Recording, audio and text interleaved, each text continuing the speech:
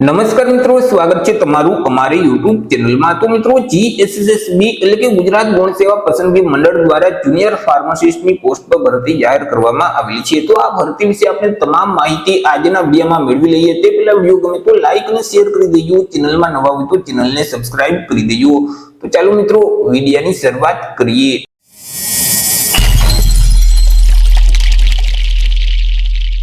તો મિત્રો, આજે ભરતીનું નોટિફિકેશન છે તે જીએસએસબી એટલે કે ગુજરાત ગૌણ સેવા પસંદગી મંડળ ગાંધીનગર દ્વારા બહાર પાડવામાં આવેલું છે। મિત્રો, જીએસએસબી દ્વારા જે આરોગ્ય અને પરિવાર કલ્યાણ વિભાગ અંતર્ગત જે કામદાર રાજ્ય વીમા યોજના હસ્તકની જે જુનિયર ફાર્માસિસ્ટ વર્ગ 3 ની જે જગ્યાઓ ખાલી છે, તો આ જગ્યાઓ ભરવા માટે લાયકાત ધરાવતા ઉમેદવાર પાસેથી અરજી ફોર્મ મંગાવવામાં આવેલા છે।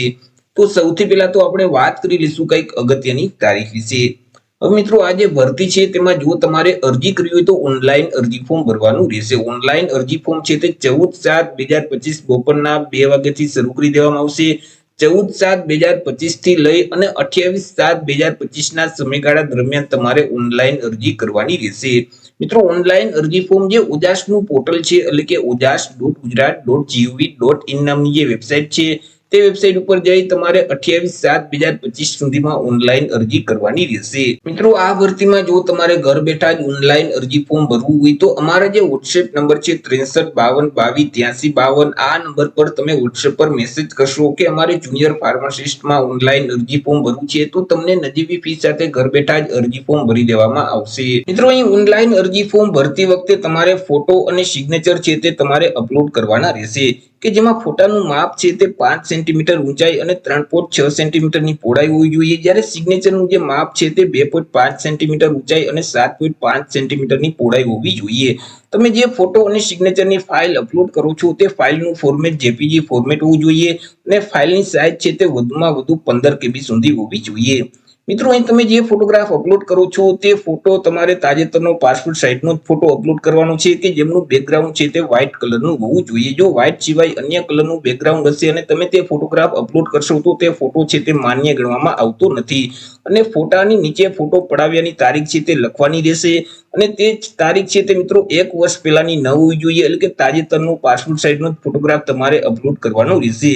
હવે તમે જે ફોટો અપલોડ કરો છો તેની 4 થી 5 કોપી કાઢી તમારી પાસે જ રાખવાની રહેશે। તમને મિત્રો અહીં પરીક્ષા માટે કોલ લેટર એટલે કે હાજરી પત્રક આપવામાં આવશે, તેમાં પણ તમારે ફોટોગ્રાફ ચોંટાડવાનો રહેશે। તેમાં એ જ ફોટો ચોંટાડવાનો રહેશે કે તમે જે ઓનલાઈન અપલોડ કરેલ છે તે જ ફોટો તમારે ચોંટાડવાનો રહેશે। તે સિવાય મિત્રો, જ્યારે તમારું ડોક્યુમેન્ટ વેરિફિકેશન કરવામાં આવશે ત્યારે મિત્રો જો પાસપોર્ટ સાઇઝનો ફોટોગ્રાફ માંગવામાં આવે તો ત્યારે પણ તમારે તે જ ફોટોગ્રાફ આપવાનો રહેશે। જો અલગ અલગ તબક્કામાં અલગ અલગ ફોટોગ્રાફ તમે રજૂ કરશો તો મિત્રો અહીં નિમણૂકમાં બાદ છે તે આવી શકે છે, તમારી પસંદગી રદ થઈ શકે છે। વાત કરી લઈએ મિત્રો જગ્યા વિશે કે કુલ કેટલી જગ્યા છે અને કેટેગરી મુજબ કેટલી જગ્યા રહેશે, તો કે કુલ 128 જેટલી જગ્યા પર આ ભરતી જાહેર કરવામાં આવેલી છે। 128 જગ્યામાંથી બિન અનામત એટલે કે સામાન્ય વર્ગના જે ઉમેદવાર છે તેમના માટે 78 જગ્યા છે। 78 જગ્યામાંથી 25 જગ્યા મહિલા માટે અનામત રહેશે। ઈડબ્લ્યુએસ એટલે કે આર્થિક રીતે નબળા વર્ગના જે ઉમેદવાર છે તેમના માટે 12 જગ્યા છે। 12 માંથી 4 જગ્યા મહિલા માટે અનામત રહેશે। એસસી એટલે કે અનુસૂચિત જાતિના ઉમેદવાર માટે 10 જગ્યા છે। 10 માંથી 3 જગ્યા મહિલા માટે અનામત રહેશે। એસટી એટલે કે અનુસૂચિત જનજાતિના ઉમેદવાર માટે 3 જગ્યા છે। 3 માંથી 1 જગ્યા મહિલા માટે અનામત રહેશે।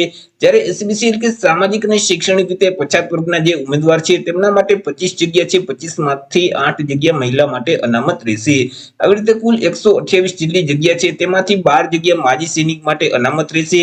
જ્યારે મિત્રો અહીં જે દિવ્યાંગ ઉમેદવાર છે તો તેમના માટે ખાસ ભરતી ઝુંબેશ અંતર્ગત અલગથી જાહેરાત પ્રસિદ્ધ કરવામાં આવશે, જેથી કરી તે ઉમેદવાર માટે આ જગ્યા છે, આ ભરતી છે તેમાં કોઈ અનામત જગ્યા રાખવામાં આવેલી નથી। મિત્રો, અહીં એસસીબીસી એટલે કે સામાજિક અને શૈક્ષણિક રીતે પછાત વર્ગના જે ઉમેદવાર છે તો તેઓએ નોન ક્રિમિનલ સર્ટિફિકેટ આપવાનું રહેશે। આ સર્ટિફિકેટ કઈ તારીખથી કઈ તારીખ સુધીનું માન્ય ગણવામાં આવશે, તો કે તમારી પાસે રાજ્ય સરકારની નોકરી માટેનું જો નોન ક્રિમિનલ સર્ટિફિકેટ હોય એટલે કે ગુજરાતી ભાષાનું સર્ટિફિકેટ હશે તો તે સર્ટિફિકેટ તમે 1/4/2023 થી લઈ અને અરજી ફોર્મ ભરવાની જે છેલ્લી તારીખ છે એટલે કે 28/7/2025 સુધીમાં તમે તે પ્રમાણપત્ર મેળવેલ હશે તો તે માન્ય ગણવામાં આવશે। પરંતુ કેન્દ્ર સરકારની નોકરી માટેનું જો તમારી પાસે નોન ક્રિમિનલ સર્ટિફિકેટ છે એટલે કે ઇંગ્લિશ ભાષાનું સર્ટિફિકેટ છે તો તે સર્ટિફિકેટ 1/4/2025 થી લઈ અને અરજી ફોર્મ ભરવાની જે છેલ્લી તારીખ છે એટલે કે 28/7/2025 દરમિયાન તમે તે પ્રમાણપત્ર મેળવેલ હશે તો તે પ્રમાણપત્ર માન્ય ગણવામાં આવશે।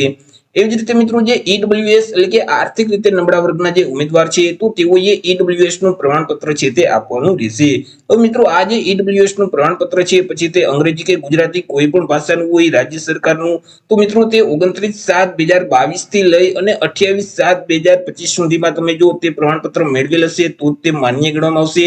પરંતુ કેન્દ્ર સરકારનું જે ઈડબ્લ્યુએસ નું સર્ટિફિકેટ હશે તો તે સર્ટિફિકેટ 1/4/2025 થી લઈ અને 28/7/2025 ના સમયગાળા દરમિયાન મેળવેલ હશે તો તે માન્ય ગણવામાં આવશે. ચર્ચા કરી લઈએ પે સ્કેલ એટલે કે પગાર ધોરણ વિશે કે ઉમેદવારને કયા પગાર ધોરણ મુજબ પગાર આપવામાં આવશે. તો ઉમેદવારોને પ્રથમ 5 વર્ષ સુધી તો ફિક્સ પગાર મળવા પાત્ર થશે. દર મહિને ₹40,800 ફિક્સ પગાર આપવામાં આવશે. 5 વર્ષ પૂરા થઈ જશે એટલે પે મેટ્રિક લેવલ 5 છે તે મુજબ ઉમેદવારોને પગાર મળવા પાત્ર થશે એટલે કે ₹29,200 થી લઈ અને 92,300 નું જે પગાર ધોરણ છે તે મુજબ ઉમેદવારોને પગાર આપવામાં આવશે. વાત કરી લઈએ મિત્રો પરીક્ષા ફી વિશે કે કયા ઉમેદવારોએ કેટલી પરીક્ષા ફી ભરવાની રહેશે. તો અહીં તમામ વર્ગના ઉમેદવારોએ પરીક્ષા ફી ભરવાની છે કે જેમાં બિન અનામત વર્ગના જે પુરુષ ઉમેદવાર છે તે ઉમેદવારોએ ₹500 પરીક્ષા ફી ભરવાની રહેશે. તે સિવાય અનામત વર્ગના જે તમામ ઉમેદવાર છે જેમ કે તમામ કેટેગરીની મહિલા ઉમેદવાર છે, સામાજિક અને શૈક્ષણિક રીતે પછાત વર્ગના જે ઉમેદવાર છે, અનુસૂચિત જાતિ, અનુસૂચિત જનજાતિ, આર્થિક રીતે નબળા વર્ગના જે ઉમેદવાર છે, દિવ્યાંગ અને માજી સૈનિક છે, તો આ તમામ અનામત વર્ગના ઉમેદવારોએ પરીક્ષા ફી તરીકે ₹400 ભરવાના રહેશે. પરંતુ તમે પરીક્ષામાં હાજર રહેશો, તમે પરીક્ષા આપશો તો તેવા સંજોગોમાં તમે જે પરીક્ષા ફી ભરેલ છે તે ફી તમને પરત કરી દેવામાં આવશે. પરીક્ષા ફી છે તે મિત્રો તમારે 31/7/2025 ના સમયગાળા દરમિયાન ભરી દેવાની રહેશે અને પરીક્ષા ફી છે તે ઓનલાઈન માધ્યમથી જ ભરવાની રહેશે. તમે net banking, credit card, debit card અથવા તો યુપીઆઈ ના માધ્યમથી પરીક્ષા ફી છે તે ભરી શકશો. વાત કરી લઈએ મિત્રો એજ લિમિટ એટલે કે વય મર્યાદા વિશે. અરજી ફોર્મ ભરવા માટે ઉમેદવારની ઉંમર છે તે કેટલી હોવી જોઈએ. તો કે મિત્રો અહીં 28/7/2025 ને ધ્યાનમાં રાખી ઉમેદવારે પોતાની ઉંમરની ગણતરી કરવાની રહેશે. 28/7/2025 ના રોજ ઉમેદવારની ઉંમર છે તે ઓછામાં ઓછી 18 વર્ષ અને વધુમાં વધુ 35 વર્ષની હોવી જોઈએ. પરંતુ અહીં જે અનામત વર્ગના ઉમેદવાર છે તેઓને સરકારશ્રીના નિયમ અનુસાર ઉંમરમાં છૂટછાટ આપવામાં આવશે. જેમ કે સામાન્ય વર્ગની જે મહિલા ઉમેદવાર છે તેઓને 5 વર્ષની છૂટછાટ મળવાપાત્ર થશે. ત્યાર પછી અનામત વર્ગના જે તમામ ઉમેદવાર છે તેઓને પણ 5 વર્ષની છૂટછાટ આપવામાં આવશે. ત્યાર પછી દિવ્યાંગ ઉમેદવાર છે તો તેઓને 10 વર્ષની ઉંમરમાં છૂટછાટ આપવામાં આવશે. માજી સૈનિક છે તો તેઓએ જે સંરક્ષણ સેવા બજાવેલ છે તે ઉપરાંત 3 વર્ષની ઉંમરમાં છૂટછાટ મળવા પાત્ર થશે. પરંતુ અહીં કોઈ પણ સંજોગોમાં ઉમેદવારની જે ઉંમર છે તે 45 વર્ષ કરતા વધવી ન જોઈએ. જો ઉમેદવારની ઉંમર 45 વર્ષ કરતા વધી જતી હશે તો તેવા સંજોગોમાં ઉંમરમાં છૂટછાટ મળવા પાત્ર થતી નથી. વાત કરી લઈએ એજ્યુકેશન ક્વોલિફિકેશન એટલે કે શૈક્ષણિક લાયકાત વિશે. અરજી ફોર્મ ભરવા માટે ઉમેદવારની શૈક્ષણિક લાયકાત કેટલી હોવી જોઈએ. તો કે ઉમેદવારોએ કોઈ પણ સરકાર માન્ય યુનિવર્સિટીમાંથી ડિગ્રી અથવા તો ડિપ્લોમામાં ફાર્મસીની ડિગ્રી અથવા તો ડોક્ટર ઓફ ફાર્મસીની ડિગ્રી છે તે મેળવેલ હોવી જોઈએ. સાથે સાથે ઉમેદવાર પાસે બેઝિક કોમ્પ્યુટરનું નોલેજ હોવું જોઈએ. ઉમેદવાર છે તે ગુજરાતી ભાષા અથવા તો હિન્દી ભાષા અથવા તો બંને ભાષાના જાણકાર હોવા જોઈએ. વાત કરી લઈએ મિત્રો કોમ્પ્યુટર સર્ટિફિકેટ વિશે કે કોમ્પ્યુટરનું સર્ટિફિકેટ કયું માન્ય ગણવામાં આવશે. હવે ઉમેદવારોએ કોઈ પણ તાલીમ આપતી જે સંસ્થા છે તેમાંથી બેઝિક કોમ્પ્યુટરનો કોર્સ પાસ કરેલ હશે અને તેનું પ્રમાણપત્ર કે માર્કશીટ ઉમેદવાર પાસે હશે તો પણ તે માન્ય ગણવામાં આવશે. અથવા તો સરકાર માન્ય યુનિવર્સિટી કે સંસ્થામાંથી કોમ્પ્યુટર જ્ઞાન સંબંધિત કોઈ પણ ડિપ્લોમા કે ડિગ્રીનો સર્ટિફિકેટ કોર્સ પાસ કરેલ હશે અને તેનું પ્રમાણપત્ર ઉમેદવાર પાસે હશે તો પણ તે માન્ય ગણવામાં આવશે. અથવા તો કોઈ પણ ડિગ્રી કે ડિપ્લોમાનો જે અભ્યાસક્રમ છે તે અભ્યાસક્રમ કોમ્પ્યુટર વિષય સાથે પાસ કરેલ હશે અને તેનું પ્રમાણપત્ર ઉમેદવાર પાસે હશે તો પણ તે માન્ય ગણવામાં આવશે. અથવા તો ધોરણ 10 કે 12 ની જે બોર્ડની પરીક્ષા છે તો આ પરીક્ષા કોમ્પ્યુટર વિષય સાથે પાસ કરેલ હશે અને તેનું પ્રમાણપત્ર ઉમેદવાર પાસે હશે તો પણ તે માન્ય ગણવામાં આવશે. અથવા તો અરજી ફોર્મ ભરતી વખતે ઉમેદવાર પાસે બેઝિક કોમ્પ્યુટરની પરીક્ષા પાસ કર્યાનું પ્રમાણપત્ર નથી તો પણ તે અરજી ફોર્મ ભરી શકશે. પરંતુ જ્યારે નિમણૂક આપવામાં આવે તો નિમણૂક વખતે તમારે બેઝિક કોમ્પ્યુટરની પરીક્ષા તમે પાસ કર્યાનું પ્રમાણપત્ર છે તે ફરજિયાત આપવાનું રહેશે. જો તમે પ્રમાણપત્ર ત્યારે નહીં આપી શકો તો તમારી જે પસંદગી છે તે રદ કરી દેવામાં આવશે. વાત કરી લઈએ સિલેક્શન પ્રોસેસ વિશે કે ઉમેદવારનું સિલેક્શન કેવી રીતે કરવામાં આવશે. તો ઉમેદવારનું જે સિલેક્શન છે તે એક સ્પર્ધાત્મક પરીક્ષાના માધ્યમથી કરવામાં આવશે. આ જે પરીક્ષા છે તે હેતુલક્ષી રહેશે એટલે કે તેમાં એમસીક્યુ પ્રકારના પ્રશ્ન પૂછવામાં આવશે. તમને જે ક્વેશ્ચન પેપર આપવામાં આવશે તેમાં અલગ અલગ બે વિભાગ હશે, વિભાગ એ અને વિભાગ બી.